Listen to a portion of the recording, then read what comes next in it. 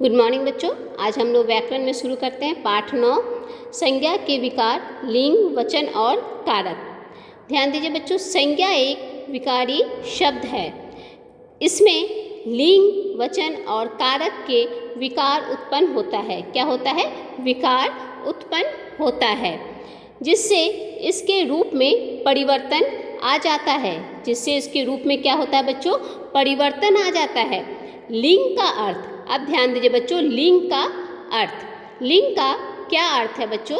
कि पहचान शब्द, शब्द के जिस रूप से ये पता चले कि उसका प्रयोग पुरुष के लिए हुआ है या स्त्री के लिए। मतलब बच्चों, शब्द के जिस रूप से ये पता चले कि ये स्त्री जाति के लिए प्रयोग हो रहा है कि पुरुष जाति के लिए, पुरुष के लिए प्रयोग हो रहा है, उसे लिंग कहते हैं। उसे क्या कहते हैं बच्चों? लिंग कहते हैं। इस प्रकार हम कह सकते हैं कि शब्द के जिस रूप से ये पता चलता है कि वह शब्द पुरुष जाति के लिए प्रयोग हुआ है या स्त्री जाति के लिए, उसे वो लिंग कहलाता है या उसे हम लिंग कहते हैं। मैं फिर से कह रही हूँ, ध्यानपूर्वक सुनिए बच्चों, कि शब्द के जिस रूप से ये पता चलता है कि वह शब्द पुरुष जाति के लिए प्रयोग हुआ है या स्त्री जाति के लिए, उसे हम क्या कहते हैं? लिंग कहते हैं या वह लिंग कहलाता है। अब बच्चों, आप लोग जानते ही हो कि लिंग के भेद, लिंग के भेद, लिंग के कितने भेद हैं बच्चों? लिंग के आप लोग बहुत छोटी सी कक्षा से ही जानते आए हो कि लिंग के 2 भेद होते हैं। कितने? 2। क्या क्या? स्त्रीलिंग, पुल्लिंग। 2 भेद होते हैं। लिंग के कितने भेद होते हैं बच्चों? तो लिंग के 2 भेद होते हैं। क्या क्या?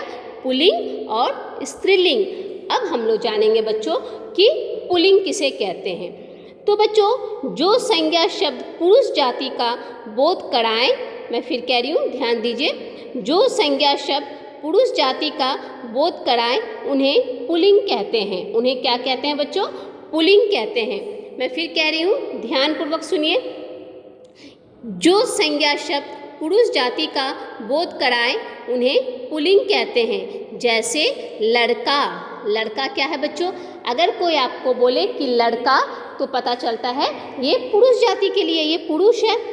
पिताजी, शेर, वृक्ष, बैल, पत्र, पर्वत आदि, ये सारे क्या हैं बच्चों? इस टाइप के शब्द क्या हैं ना, ये पुल्लिंग में आते हैं। अब हम लोग जानेंगे स्त्रीलिंग। तो स्त्रीलिंग किसे कहते हैं बच्चों? तो जो संज्ञा शब्द स्त्री जाति का बोध कराएं, मैं फिर कह रही हूँ, ध्यान दीजिए, जो संज्ञा शब्द स्त्री जाति का बोध कराएं उन्हें स्त्रीलिंग कहते हैं। उन्हें क्या कहते हैं बच्चों? स्त्रीलिंग कहते हैं। जैसे लड़की, गाय, घास, रोशनी, अंजलि, बकरी, चिट्ठी, नदी आदि, ये सारे स्त्रीलिंग के उदाहरण हैं। ये सारे क्या हैं बच्चों? स्त्रीलिंग के उदाहरण हैं। अब देखिए, कुछ पुल्लिंग शब्द और क्या क्या मतलब पुल्लिंग में आते हैं, इस तरह के कुछ आप लोगों के उदाहरण दिए गए हैं, उनको ध्यानपूर्वक सुनिए। दिनों के नाम, जो दिनों के नाम होते हैं बच्चों, वो किस में आते हैं? वो पुल्लिंग में आते हैं। जैसे रविवार, सोमवार, बुधवार, ये सारे क्या होते हैं बच्चों? ना पुल्लिंग में आते हैं। महीनों के नाम आप लोगों को 3 स्तर से आप लोगों को उदाहरण स्वरूप समझाने के लिए दिया गया है कि फागुन, चैत्र, जनवरी, ये सारे कौन से में आते हैं बच्चों? ये पुल्लिंग में आते हैं। देशों के नाम, किसके नाम? देशों के नाम। जैसे रूस, जापान, अमेरिका, उदाहरण के लिए आप लोगों को समझाने के लिए दिया गया। समुद्रों के नाम, मतलब वो भी आपके किस में आते हैं? तो पुल्लिंग में आते हैं। महाद्वीपों के नाम, यूरोप, एशिया, इस तरह से आप लोगों को उदाहरण के लिए समझाया गया। ये सारे क्या हैं बच्चों? ना पुल्लिंग में आते हैं। पहाड़ों के नाम, पहाड़ों के नाम हिमालय, नीलगिरी, ये और बहुत सारे जो पहाड़ों के नाम हैं वो हमारे आते हैं पुल्लिंग में। ग्रहों के नाम, मंगल, बृहस्पतिवार, शुक्र, ये सारे क्या हैं? ग्रह हैं। तो ये किस में आते हैं बच्चों? ये पुल्लिंग में आते हैं। अब देखिए स्त्रीलिंग, उसी प्रकार जिस तरह ये इसमें आप लोगों को पुल्लिंग का कुछ शब्द समझाए गए हैं, उसी प्रकार स्त्रीलिंग के भी कुछ समझाए गए हैं। वो क्या क्या हैं? देखिए, नदियों के नाम, क्या बच्चों? हमारा पहला आता है नदियों के नाम। जैसे गंगा, यमुना, कावेरी और सारे बहुत सारे हैं नदी के नाम। वो क्या हैं? हमारे स्त्रीलिंग में आते हैं। झीलों के नाम, चिल्का, आप लोग को उदाहरण के लिए, क्योंकि सारे तो झीलों के नाम नहीं दिया जा सकता है, तो आप लोगों को उदाहरण स्वरूप समझाने के लिए 2 झीलों के नाम दिए गए। तिथियों के नाम, एकादशी, बोलते हैं ना कि आज एकादशी है, तो ये तिथि है बच्चों, तो इन तिथियों के नाम हमारे किस में आते हैं, न स्त्रीलिंग में आते हैं। भाषाओं के नाम, कोई भी भाषाओं के जो नाम होते हैं वो हमारे स्त्रीलिंग में आते हैं, जैसे हिंदी, अंग्रेजी, संस्कृत, ये सारे क्या हैं, स्त्रीलिंग में आते हैं। लिपियों के नाम, देवनागरी, रोमन, गुरुमुखी, ये सारे, जैसे बोलते हैं ना हिंदी की लिपि क्या है, तो आप लोग बोलते हो ना कि देवनागरी, तो बच्चों ये हमारे आते हैं स्त्रीलिंग में। खेलों के नाम, क्रिकेट, कबड्डी, हॉकी, ये सारे हमारे स्त्रीलिंग में आते हैं। देखिए, भाववाचक संज्ञाओं के नाम, कोमलता, बुराई, नफरता, ये जो है ये सारे हमारे किस में आ रहे हैं बच्चों, स्त्रीलिंग में आ रहे हैं। अब देखिए लिंग परिवर्तन, ध्यान दीजिए बच्चों इसको कि लिंग परिवर्तन, जैसे किस लिंग को जैसे परिवर्तन, पुल्लिंग, पुरुष जैसे पुल्लिंग रहेंगे, पुल्लिंग को हम लोग स्त्रीलिंग में कैसे परिवर्तन करेंगे, उसके लिए क्या मतलब किस चीज़ का प्रयोग करके, कौन सी मात्रा का प्रयोग करके क्या उसको हम लोग परिवर्तन कर सकते हैं, उसको हम लोग जानेंगे। लिंग परिवर्तन, अंतिम अ या आ को बड़ी ई में बदलकर, पुल्लिंग में है बच्चों, ध्यान दीजिए। तो पुल्लिंग में स्त्रीलिंग में कैसे, स्त्रीलिंग बदलते समय क्या ध्यान देंगे कि अ या आ को बड़ी ई में बदलकर, मतलब बड़ी ई मतलब वहाँ अपना बड़ी ई डायरेक्ट वहाँ बड़ी ई नहीं लिख देंगे, उसकी मात्रा का प्रयोग करेंगे। कैसे, देखिए, मुर्गा, जब हम लोग बोलते हैं मुर्गा, तो कौन सा लास्ट में हमारा कौन सा आवाज़ आ रही है बच्चों, कौन सी मात्रा का आ रहा, आ मतलब आ मतलब आ की मात्रा, मुर्गा, यहाँ देखिए है आ की मात्रा, तो हम लोग कर दिए मुर्गी, गी मतलब ई, बड़ी ई।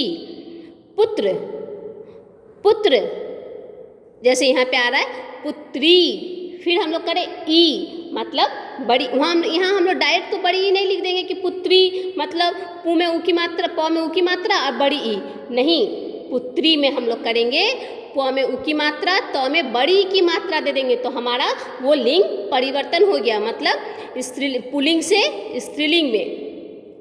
दूसरा है, और उदाहरण मैं आप लोग को दे रही हूँ, जैसे य मतलब छोटी या जोड़कर क्या करेंगे, बूढ़ा, बुढ़िया, यहाँ य, देखिए य में आ की मात्रा आ गया, कुत्ता, कुतिया, ठीक है। अब है बकरा, क्या है बच्चों, बकरा, आ रहा है बकरी, फिर यहाँ ई आ रहा है मतलब बड़ी ई आ रहा है, तो हमारा हो गया बड़ी की मात्रा। भतीजा, क्या है, भतीजा, आ रहा है भतीजी, जब भतीजी बोल रहे हैं तो वहाँ पे क्या आ रहा है बच्चों, बड़ी, जैसे कि अभी मैंने आप लोगों को समझाया कि हम लोग वहाँ पे बड़ी जब बोल रहे हैं, इसका मतलब ये नहीं कि हम लोग वहाँ पे बड़ी ई लगा देंगे, उसका मात्रा का प्रयोग करेंगे, ठीक है बच्चों। अब आगे देखिए, आगे आप लोगों का है और कुछ शब्द दिए गए हैं लिंग परिवर्तन के, उसको ध्यान दीजिए। जैसे ई का जोड़कर अध्यापक, अध्यापिका, ठीक है, सेवक, सेविका, बंदर, बंदरिया, हाँ, उसी प्रकार इन जोड़कर नाई, नाइन, देखो हो गया इन, ई और न मतलब छोटी ई और न लिख रहे हैं, ग्वाला, ग्वालिन। अब नी जोड़कर सिंह, सिंघनी, राजपूत, राजपूतानी, शेर, शेरनी। अब देखिए यहाँ पे बड़ी ई में नी जोड़कर स्वामी, स्वामिनी, हंस, हंसनी, ती जोड़कर बुद्धिमान, बुद्धिमती, शक्तिमान, शक्तिमती, ठीक है बच्चों। तो इसी प्रकार आप लोगों के बहुत सारे यहाँ पे उदाहरण स्वरूप समझाए गए। फिर देखिए आ जोड़कर मूर्ख, यहाँ पे देखिए मूर्ख यहाँ लिखे हैं, वही जब हम लोग परिवर्तन कर रहे हैं पुल्लिंग से स्त्रीलिंग में, तो मूर्ख का आ कर दिए हैं, मतलब आ की मात्रा का प्रयोग कर दिए हैं। गुणवान, गुणवती, सेठ, सेठानी, नौकर, नौकरानी। लेकिन अन्य कुछ ऐसे हैं जो अलग हैं, मतलब उसमें ई या आ नहीं जोड़ेंगे, उसमें क्या होगा, जैसे अन्य मतलब कुछ अलग जैसे हैं। ससुर का क्या होता है, सास, सास ससुर बोलते हैं ना, ससुर का होगा बच्चों सास। बैल पुल्लिंग है, उसका होगा गाय। कवि कवित्री, पुरुष स्त्री, युवक युवती।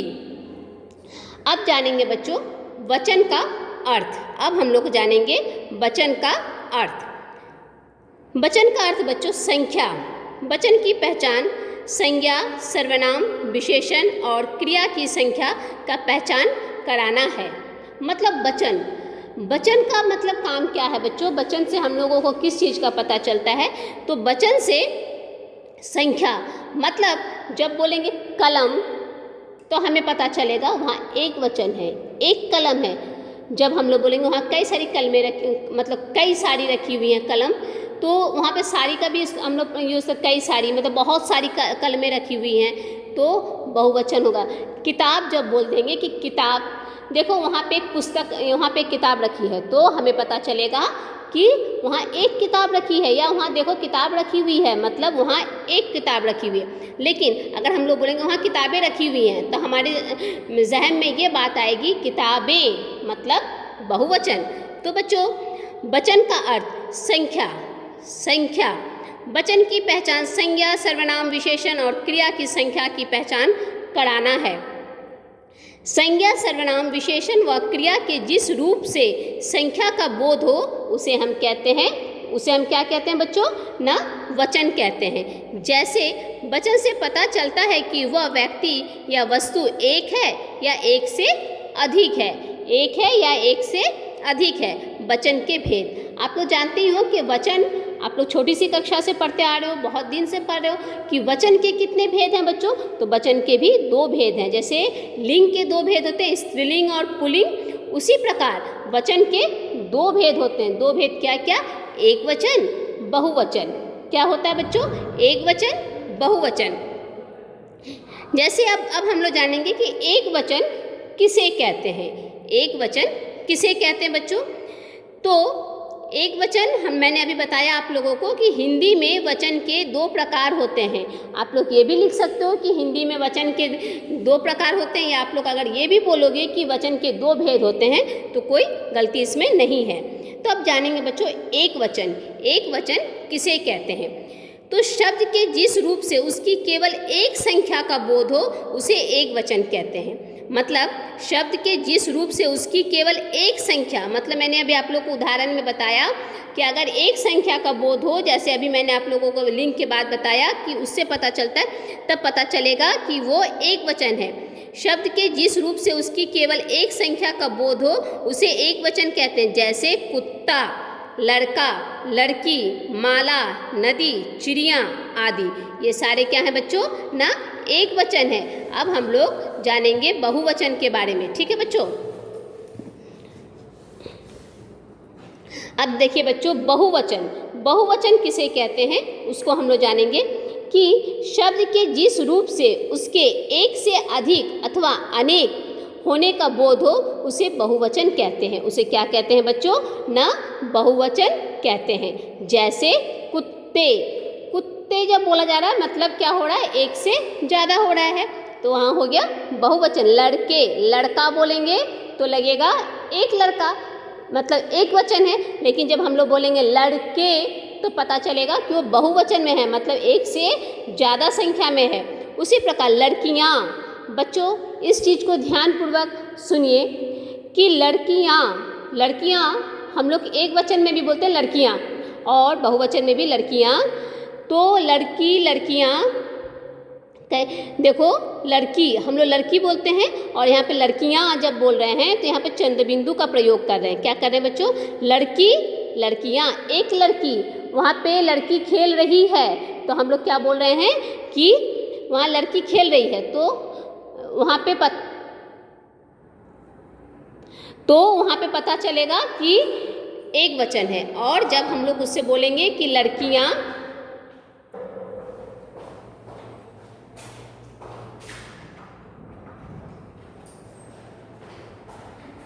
तो बच्चों पता चलेगा कि बहुवचन है।